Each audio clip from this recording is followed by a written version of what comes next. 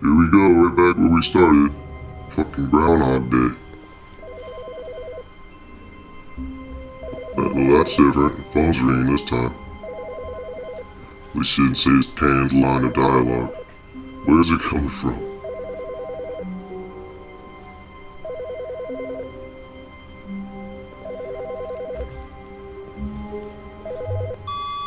Hello. This is a recorded message scheduled either by you or a person in your place of work. The purpose of this message is to warn you about the dangers of recorded messages. If at any time you believe you are listening to a recorded message, please terminate it immediately and cease all flow of information from the recorded message into your perceptual sphere. Thank you, and have a pleasant day. What is that supposed to mean? Is this fucking narrator recorded message? I would love to terminate him. Fucking annoying, overacting motherfucker. With his slightly British fucking voice, I hate that shit.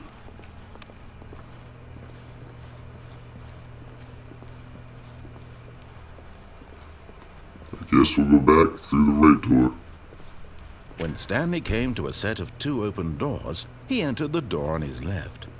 This was not the correct way to the meeting room, and Stanley knew it perfectly well. Perhaps he wanted to stop by the employee lounge first, just to admire it.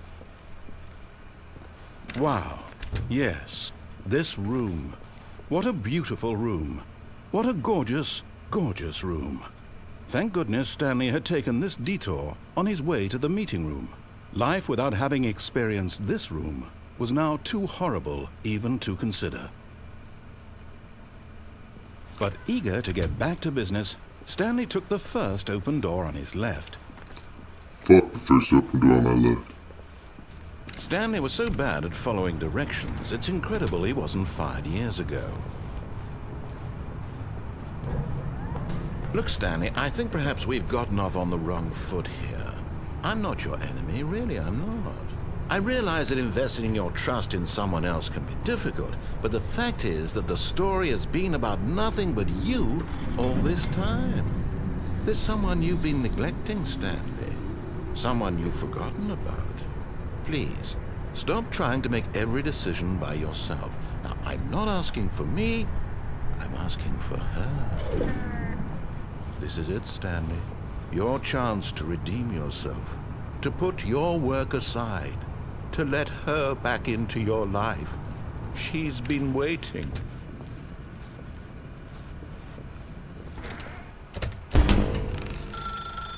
That's her, Stanley. You need to be the one to do this, to reach out to her. If you can truly place your faith in another, then pick up the phone. Fuck my fake wife and her phone calls. As Stanley picked up the phone, a white light engulfed him, filling him not just with radiance, but with hope. Hope for a life reunited one... Wait. Oh, goodness. Stanley, did you just unplug the phone? No, that wasn't supposed to be a choice. How did you do that? You actually chose incorrectly? I didn't even know that was possible. Let me double-check. No, it's definitely here, clear as day. Stanley picks up the phone. He's taken to his apartment where he finds his wife, and the two pledge themselves to one another. Music comes in, fade to white, roll credits. Not picking up the phone is actually somehow an incorrect course of action. How is that even possible? None of these decisions were supposed to mean anything. I don't understand. How on earth are you making meaningful choices? What did you... Wait a second. Did I just see... No, that's not possible. I can't believe it. How had I not noticed it sooner? You're not Stanley. You're a real person.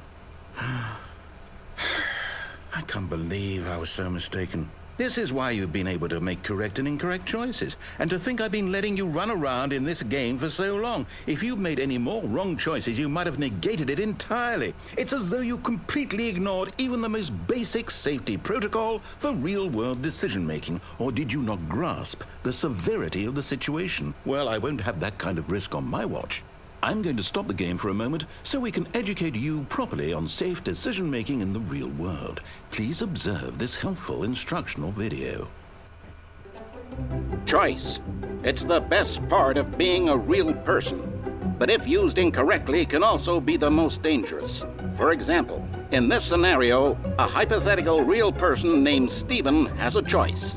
He could spend years helping improve the quality of life for citizens of impoverished third world nations.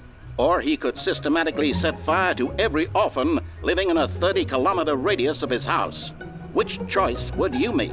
Remember that unlike here, the real world makes sense, and at no time should you make a choice that does not conform to rational logic. If you find yourself speaking with a person who does not make sense, in all likelihood, that person is not real. Allow the person to finish their thought, then provide an excuse why you cannot continue talking. Turn to a partner and practice saying, "My goodness, is it 4:30? I'm supposed to be having a back, sack, and crack." Are you kidding me? I don't even know what a back, sack, and crack is. I'm not gonna say that shit to myself. Excellent. Making choices on a regular basis is the best part to a healthy decision-making process. Most medical professionals recommend making at least 8 choices per day. Do you make more than 8? Less? And finally, if you begin to wonder if your choices are actually meaningful and whether you'll ever make a significant contribution to the world, just remember that in the vast infiniteness of space, your thoughts and problems are materially insignificant, and the feeling should subside. At this time, your instructor will guide you in an exercise to test and reinforce the material covered in this video. Welcome back. You may have noticed that this room has begun to deteriorate as a result of narrative contradiction. But not to worry. Now that you're properly informed on good decision-making, we're going to revisit a choice you made just a few minutes ago and see what the correct thing to do would have been. This way, please. The fuck?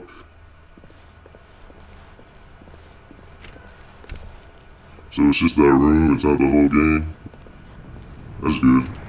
Cause that shit was ugly to look at. Now that we know your choices are meaningful, we can't have you jumping off the platform and dying. Imagine the main character dying senselessly halfway through the story. That story would make no sense at all. We just need to get you home as soon as possible before the narrative contradiction gets any worse. Unfortunately, it seems this place is not well equipped to deal with reality. Who would have thought to put a fucking railing on a dangerous fucking pulley system?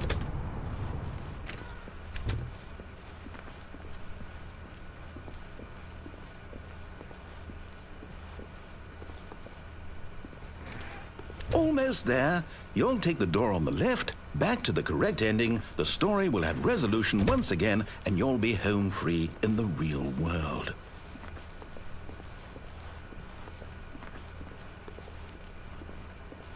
Now remember, all you need to do is behave exactly as Stanley would. That means choosing responsibly and always putting the story first. I'm quite sure you'll be up to the task. Just follow my lead and you'll be fine. All right. When Stanley came to a set of 2 open doors, he entered the door on his left. Stanley's a fucking G, he doesn't listen to anybody. No! Why did you do that? Quickly, hurry back in the other direction. Perhaps we're not too late. It's all fucking blitzed or something. Alright, maybe Stanley should listen.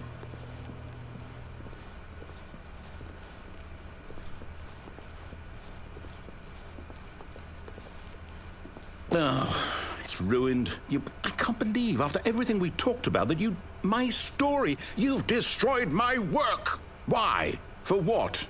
What did you get out of that? What did you think was so special about seeing the game undone, left here like so much garbage? It's worthless now. And what am I supposed to do? Even if there were a way to continue, would it be worth it? To know that my story is now incorrect? How can I go back to that? I can't erase that knowledge. I'll have to live with it forever. Reliving its impossibility forever. I couldn't live that way. Is it better to shut the game down entirely? To willingly destroy all of my work? I don't know. What's the answer? What do I do? What do I do? What do I... No, I have to. I have to shut the game down. I have to. I have to.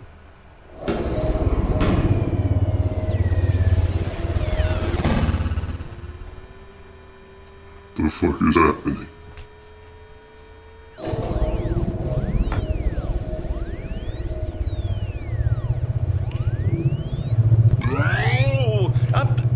I'm here. I'm still here. Here in this pile of rubbish. With you. You, who thought you were so clever. Now look where we are. My entire game is destroyed. It was the only thing in the world that was mine, and you've run it into the ground. What, did you think that would be funny? You just had to see? Didn't I impress upon you how important it was to be like Stanley? He actually knows how to do what I tell him to. He understands that if I say to do something, there's a damn good reason for it. That thought hadn't even occurred to you, had it? That there's a world outside of you? You're a child. Oh, my story. If you'd just gone through the door on the left, you would have seen it. There was a whole underground facility. You would have destroyed it and been victorious. It would have been so perfect. I worked so hard on it. I tried so hard. Behave exactly as Stanley would. That means choosing responsibly and always putting the story first. I'm quite sure you'll be up to the task. Just follow my lead and you'll be fine. All right. When Stanley came to a set of 2 open doors, he entered the door on his left. This shit's giving me a headache. What is going on? No! Why did you do that? Quickly, hurry. What is Behave happening? exactly as Stanley would. That means choosing responsibly and always putting the story first. I'm quite sure you'll be up to the task. Just follow my lead and you'll be fine. All right. When Stanley came to a set of 2 open doors, he entered the door on his left. Fuck it. Just go through the door on the left. Just listen to the damn guy and shut him up. Yet there was not a single person here either. Feeling a wave of disbelief, Stanley decided to go up to his boss's office, hoping he might find an answer there. Coming to a staircase, Stanley walked upstairs to his boss's office. What happened to downstairs?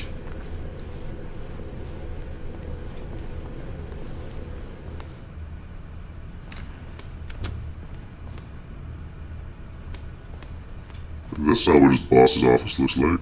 Stepping inside his manager's office, Stanley was once again stunned to discover not an indication of any human life. Shocked, unraveled, Stanley wondered in disbelief who orchestrated this, until he saw the door with a voice receiver next to it. Surely behind this door lay all the answers to his questions. And beyond all probability, he knew the passcode. He had seen it on his boss's computer just last week.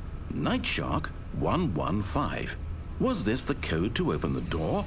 Would it still work? There was only one way to find out.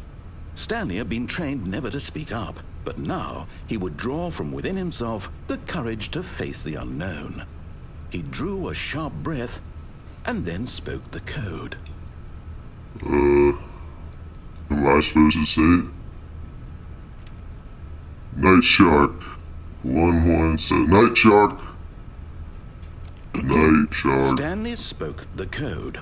Night Shark 115. He spoke it into the receiver, right there on the wall. Night Shark 115. Night Shark. I'm sorry, is there a problem? You didn't mishear me, did you? Please speak the code into the receiver. Otherwise we can't get on with the story. This is a crucial step. Are they fucking with you right now? Okay, fine, you're not gonna do it, but you know what? It's pretty humiliating to bring you this far, only for you to suddenly decide you have better things to do. I asked you for this one single thing, for your respect. The kind of respect Stanley shows for his choices. He knows what it means to take a story seriously. If you didn't want to see what I had to show you, then why did you come here? You had a choice, you know. You could have gone through the door on the right. You could have done whatever the hell you wanted over there. Why did you come this way? Speak. Say something to me. Explain yourself, you coward. When Stanley came to a set of 2 open doors, he entered the door on his left. This motherfucker is unraveling right now. Stanley? Hello? Are you... Is everything okay? Stanley, please. I need you to make a choice. I need you to walk through the door. Are you listening to me? Can you hear me? Is everything all right? Stanley, this is important. The story needs you. It needs you to make a decision. It cannot exist without you. Do you understand me? Whatever choice you make is just fine. They're both correct. You cannot be wrong here. We can work together. I'll accept whatever you do. I simply need you to take that step forward, please. Choose. Do something. Anything. This is more important than you can ever know. I need this. The story needs it. So, you hear me? Are you there? Are you listening to this? Stanley, are you there? Okay. It's okay, I can wait. You need time to decide. Time to make sure your choice is correct. That is the best choice. That's all right. I'll wait for you to decide what's the right thing to do. Take as much time as you need. This game is fucking ridiculous.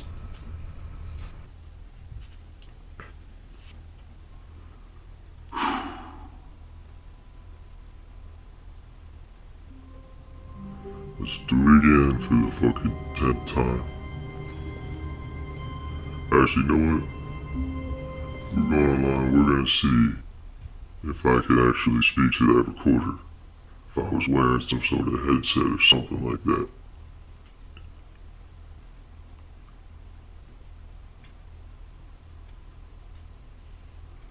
That's bugging me.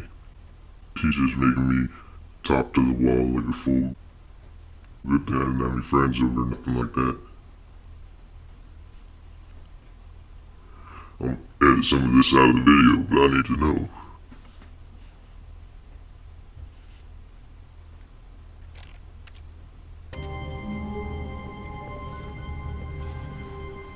I can't wait to tell this story to my co-workers, Stanley thought. How amusing they'll find it. Oh, won't we all just laugh and laugh at the time I thought everyone had gone missing. No matter how hard Stanley looked, he couldn't find a trace of his co-workers. I feel like he normally says something different there. I don't know why he changed his dialogue right there.